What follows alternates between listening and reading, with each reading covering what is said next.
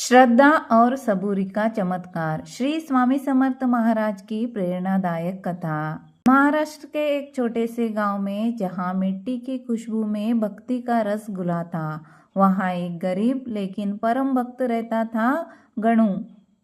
गणु दिन भर मेहनत करता, पर मन में हमेशा स्वामी समर्थ महाराज का नाम जपता। स्वामी, मेरा जीवन कठिन है, लेकिन जब तक आपके नाम का सहारा है तब तक कोई डर नहीं। वह रोज सुबह 5 बजे उठकर नित्य स्नान कर स्वामी का नाम लेता। श्री स्वामी समर्थ, श्री स्वामी समर्थ।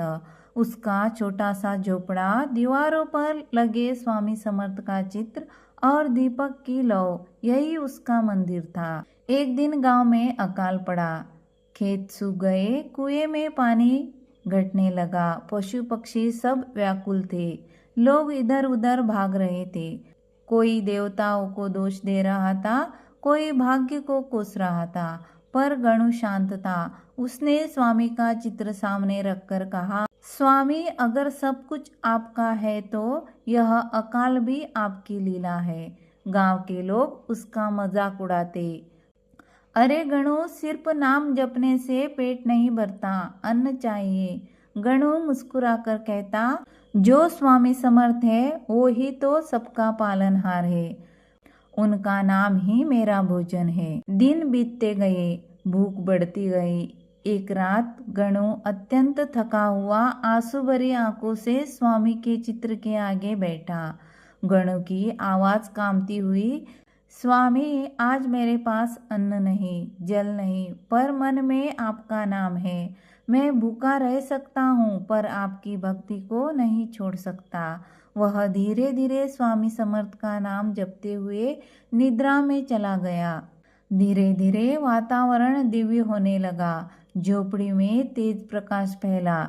स्वामी समर्थ महाराज प्रकट हुए, भगव्या वस्त्रों में, करुणा से भरे नेत्र, ओमकार जैसी गूंजती वाणी, और बोले, गणु। गणु कांपते हुए उठा, स्वामी, आप सच में मेरे झोपड़े में? स्वामी मुस्कुराए, अरे रे, तू रडतोस का? श्रद्धा ठेवलीस ना, मग चिंता कसली? उद्या सकाळी पूर्वीकडच्या टेकडीवर जा, तिथे तुला माझा प्रसाद मिळेल। प्रकाश लुप्त हो गया। गणु की आंखों से अश्रु बह निकले। स्वामी, आपकी कृपा अपरंपार है। सुबह सुबह गणु ने स्नान किया और स्वामी का नाम लेकर चल पड़ा पूर्व दिशा की ओर, और सूर्योदय हो रहा था। पक्षी चहचहा रहे थे और गणु का मन आनंद में था। वह टेकड़ी तक पहुंचा। वहां उसे मिट्टी के भीतर कुछ चमकता दिखाई दिया। धीरे से खोदने पर उसे एक तांबे का कलश मिला, जिसमें जल और अन्न भरा था। गणु की आंखों से आंसू बह निकले। स्वामी समर्थ, यह क्या लीला है? आपने मेरी भूख मिटाई। उसने कलश को अपने माथे पर लगाया। उसी क्षण आकाश से दिव्य आवाज आने लगी, गणु, श्रद्धा आणि सबुरी ठेवलास म्हणूनच तुला माझा प्रसाद मिळाला। हे लक्षात ठेव, जो माझ्यावर विश्वास ठेवतो त्याचा संसार मीच सांभाळतो।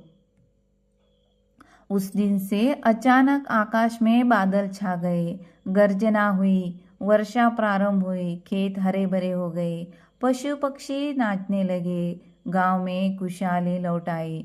गांव के लोग गणु के पास दौड़े आए। गणु, क्या सच में स्वामी समर्थ आए थे? गणु मुस्कुराया, स्वामी समर्थ हमेशा हमारे पास है, बस हमें विश्वास रखना चाहिए। स्वामी का दिव्य संदेश। भक्तांनो, श्रद्धा आणि सबुरी ह्या 2 गोष्टी माझ्या कृपेसाठी आवश्यक आहेत। जो अडचणीतही माझा नाव घेतो त्याला मी कधीच सोडत नाही। माझं स्वरूप सर्वत्र आहे। तू मला शोधू नकोस, मला अनुभव कर। जेव्हा तू अंधारात असतोस तेव्हाही मी तुझ्या जवळ उभा असतो।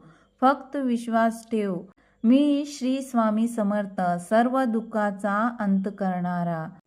भक्त गणु रोज झोपड़ी के बाहर दीप जलाता है। गांव के सभी लोग स्वामी समर्थ का नाम जपने लगते हैं। श्री स्वामी समर्थ, जय जय स्वामी समर्थ।